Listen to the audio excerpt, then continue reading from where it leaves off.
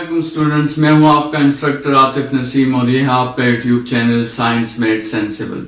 आज हम lecture number 4 start करेंगे कोऑर्डिनेट ज्योमेट्री का, और इस लेक्चर में हम एक बहुत इंपॉर्टेंट प्रॉपर्टी डिस्कस करेंगे ग्राफ के लिए, that is called slope of a graph. ठीक है, किसी ग्राफ की स्टीपनेस की या उसकी इंक्लिनेशन की मेजरमेंट करना with respect to X axis, with respect to our reference that is x axis, इसको हम कहते हैं स्लोप ऑफ द ग्राफ या ग्रेडियंट ऑफ द ग्राफ। ठीक है, तो डिफिनीशन इसकी बड़ी सिंपल है कि the measure of the inclination और the steepness of a graph with respect to X axis is called slope और ग्रेडियंट ऑफ द ग्राफ। ठीक है, तो आपके साथ ग्राफ्स की दो किस्में होती हैं, या आपके साथ ग्राफ एक स्ट्रेट लाइन होगा और या फिर आपके साथ ग्राफ जो है वो एक कर्व होगा।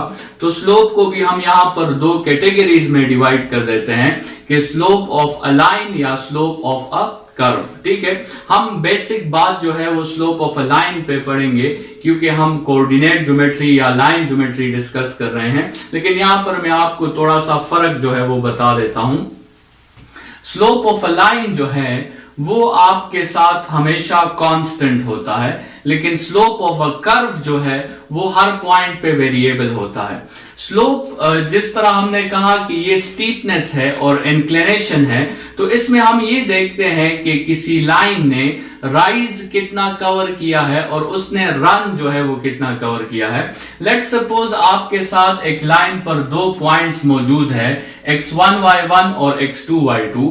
अभी ये पॉइंट x1 y1 जब x2 y2 तक पहुंचता है तो आप इस डायग्राम में देख सकते हैं कि इस पॉइंट ने कुछ रन भी किया है और इस पॉइंट ने कुछ राइज भी किया है। तो स्लोप का जो जनरल फॉर्मूला है that is rise divided by run. अगर आप इसका राइज फाइंड करना चाहते हैं तो y2 कोऑर्डिनेट से आप y1 कोऑर्डिनेट को माइनस कर लें, और अगर आप इसका रन फाइंड करना चाहते हैं तो आप x2 कोऑर्डिनेट से x1 कोऑर्डिनेट को माइनस कर लें। तो आपके साथ स्लोप का फॉर्मूला आ जाएगा y2 minus y1 divided by x2 minus x1। ठीक है, इसको आप राइज डिवाइडेड बाय रन भी कह सकते हैं, लेकिन आप अगर ट्रिग्नोमेट्री के लिहाज से इस फॉर्मूला को देखेंगे तो राइज डिवाइडेड बाय रन को यहां पे हम परपेंडिकुलर बाय बेस भी कह सकते हैं, और परपेंडिकुलर बाय बेस की जगह आप टेंजेंट थीटा का फॉर्मूला भी यूज कर सकते हैं। तो देखिए स्टूडेंट्स, हमने स्लोप के लिए मुख्तलिफ फार्मूलाज यूज किए। अगर आपको दो पॉइंट्स गिवन हो और आपने स्लोप फाइंड करना हो तो आप ये फार्मूला यूज कर सकते हैं, लेकिन अगर आपको ये एंगल गिवन हो और आपसे कहा जाए कि स्लोप फाइंड करें तो फिर आप टेंजेंट थीटा का फॉर्मूला भी यूज कर सकते हैं। ये बात हमने की स्ट्रेट लाइन के लिए, slope of a straight line के लिए। लेकिन अगर आपके साथ एक कर्व है तो कर्व के लिए हम फिर यही मेथड अप्लाई करते हैं, लेकिन कर्व के लिए चूंकि हमें पता है कि हर पॉइंट पे स्लोप मुख्तलिफ होता है, तो अगर हमसे कोई कहे कि आप इस पॉइंट ए पर स्लोप फाइंड करें तो सबसे पहले हम पॉइंट ए पर एक टेंजेंट ड्रॉ करेंगे, और पॉइंट ए पर स्लोप का मतलब आपके साथ उस टेंजेंट का स्लोप होगा। ठीक है, आपने उस टेंजेंट का स्लोप फाइंड करना है जो पॉइंट ए पे है। तो कर्व के केस में अगर आपको स्लोप का कहा जाए तो आपने सबसे पहले उस पॉइंट पर टेंजेंट ड्रॉ करना है और फिर आपने उस टेंजेंट का स्लोप फाइंड करना है विद दीज फार्मूला जो आपके साथ ऑलरेडी मेंशन है। ठीक है, फिर आप उस टेंजेंट पर अपने लिए दो पॉइंट्स फाइंड कर लें और आप ये फार्मूला यूज कर लें, या आप उस टेंजेंट का एक्स एक्सिस के साथ एंगल फाइंड कर लें और टेंजेंट थीटा का फार्मूला यूज कर लें। इससे आपको क्लियर हो जाएगा इस बात से कि देखिए इन टेंजेंट्स के स्लोप्स जो हैं वो आपके साथ चेंज हो रहे हैं।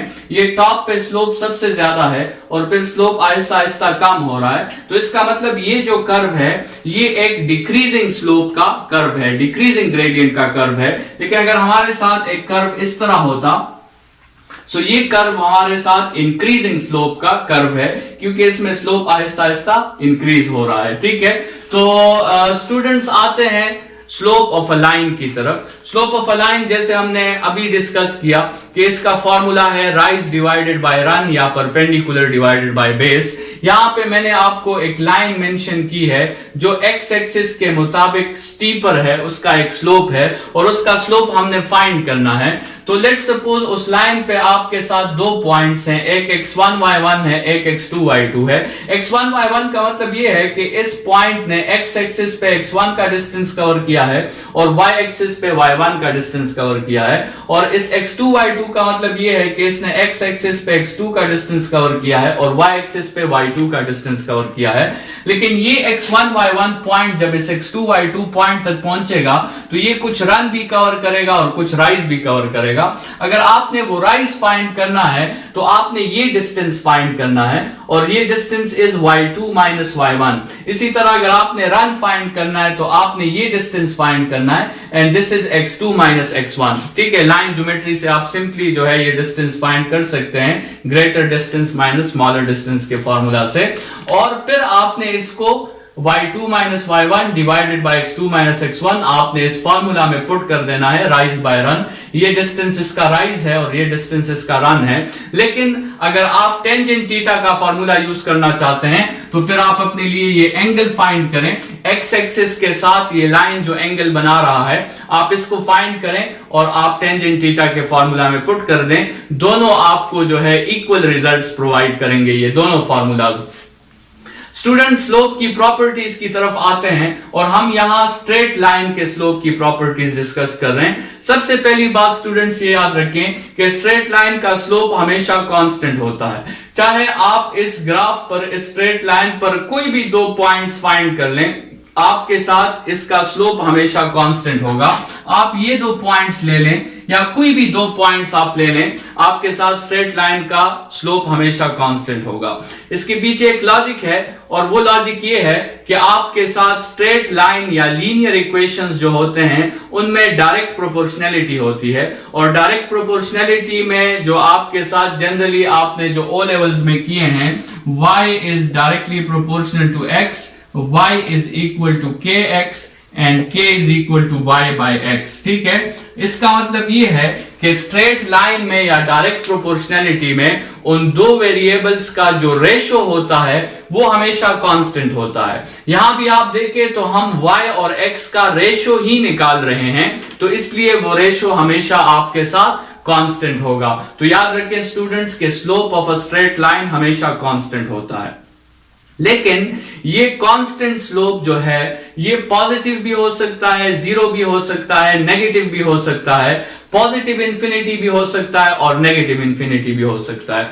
आपके साथ अगर इस तरह लाइंस हैं जिसे हम ग्रोइंग लाइंस कहते हैं, जिनकी अगर हम x की वैल्यू बढ़ा दें तो y की वैल्यू भी बढ़ जाती है, इस किस्म के लाइंस के स्लोप्स को हम कहेंगे कि ये आपके साथ पॉजिटिव स्लोप लाइंस हैं। ठीक है, अच्छा ये लाइन आप देखें बिल्कुल हॉरिजॉन्टल, ये x एक्सिस के साथ बिल्कुल स्टीपर नहीं है, तो इसके लाइन के स्लोप को हम जीरो स्लोप कहते हैं। अच्छा, जो आपके साथ डिक्रीजिंग लाइंस होते हैं जिनमें हम x की वैल्यू बढ़ा दें तो y की वैल्यू बढ़ती नहीं है, y की वैल्यू कम हो जाती है। लेट्स सपोज अगर मैं आपको एक इक्वेशन इसका मेंशन कर दूं, x इज इक्वल टू या मैं लिख दूं y is equal to minus x। ठीक है, तो ये जो इक्वेशन है इसमें आप देखें अगर मैं x की वैल्यू बढ़ाऊंगा तो y की वैल्यू डिक्रीज होगी। अगर मैं x में 1 पुट करता हूं तो y -1 के इक्वल होगा। x में मैं अभी 2 वैल्यू पुट करता हूं, बड़ी वैल्यू पुट करता हूं, लेकिन y की वैल्यू -2 हो जाएगी, मतलब y और भी डिक्रीज हो जाएगा। तो इस तरह के इक्वेशंस जिसमें x की वैल्यू इंक्रीज करने से y की वैल्यू डिक्रीज हो जाती है, वो इस तरह के ग्राफ्स बनाएंगे, डिक्रीजिंग ग्राफ्स बनाएंगे और इसका स्लोप आपके साथ नेगेटिव होगा।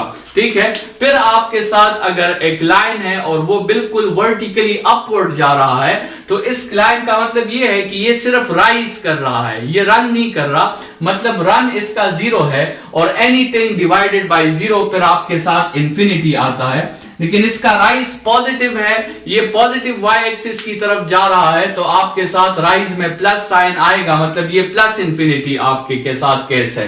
लेकिन अगर एक ऐसा राइज है जो असल में ड्रॉप है, जिसमें बॉडी नेगेटिव y एक्सिस की तरफ जा रही है, तो इस किस्म के लाइन का स्लोप जो होगा वो फिर आपके साथ नेगेटिव इंफिनिटी होगा।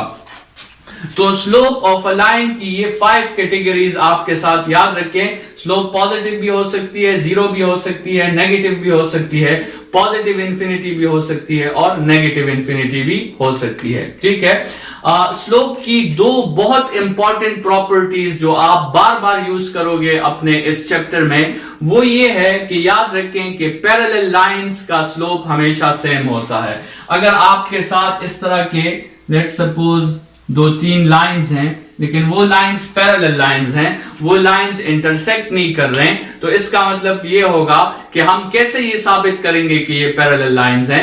हम इन दोनों लाइंस की लाइन 1 और लाइन 2 का स्लोप फाइंड करेंगे, और अगर वो दोनों स्लोप्स आपके साथ इक्वल हैं तो इसका मतलब ये होगा कि वो लाइंस आपके साथ पैरेलल लाइंस हैं। ये कोऑर्डिनेट ज्योमेट्री का एक बहुत इंपॉर्टेंट पोस्टुलेट है कि the slope of parallel lines are always equal. ठीक है, तो ये भी एक प्रॉपर्टी है स्ट्रेट लाइन के स्लोप की। और स्ट्रेट लाइन के स्लोप की दूसरी बहुत इंपॉर्टेंट प्रॉपर्टी ये है कि परपेंडिकुलर लाइंस जो होंगे उनके स्लोप का प्रोडक्ट -1 के इक्वल होगा, या परपेंडिकुलर लाइंस के स्लोप्स जो होंगे वो एक दूसरे के नेगेटिव रेसिप्रोकल्स होंगे, या उनका प्रोडक्ट -1 के इक्वल होगा, या वो एक दूसरे के नेगेटिव रेसिप्रोकल्स होंगे। मतलब ये जो आपके साथ स्टेटमेंट है m1 m2 is equal to -1, इसको आप इस तरह लिख सकते हो कि m1 is equal to -1 bye m2, या m2 is equal to -1 bye m1।